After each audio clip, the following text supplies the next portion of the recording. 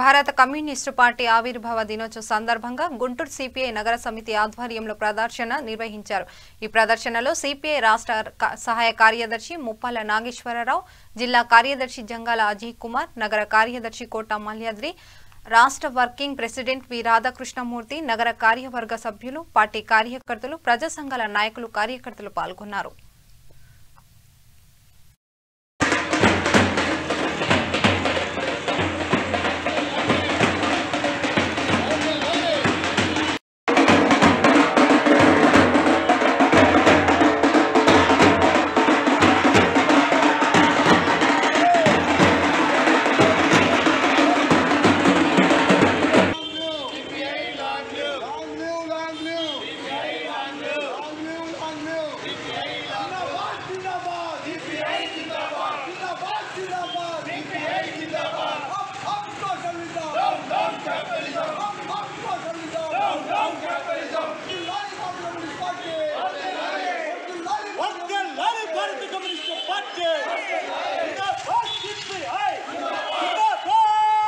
భారత communist party 95 ఏళ్లు పూర్తి చేసుకుని 96వ సంవత్సరంలో పోతుంది।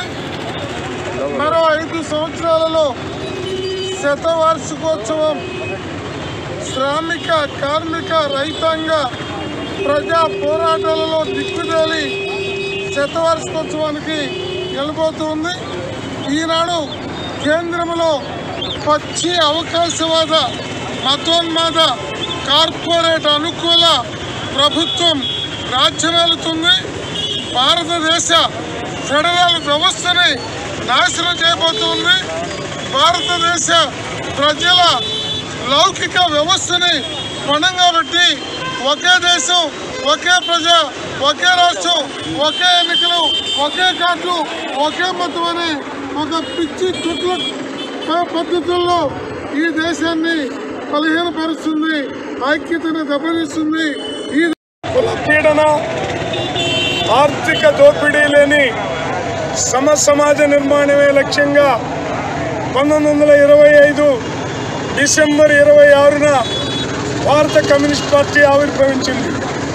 ఆనాటి నుంచి ఈనాటి వరకు అనేక పోరాటాలు నిర్వహిస్తూ దున్నేవాడికే భూమి దక్కాలని భారీ పోరాటాలను నిర్వహించి ప్రాణత్యాగాలను కూడా వెనకాడకుండా ముందుకు సాగిన వీరోచితమైనటువంటి చరిత్ర కలిగిన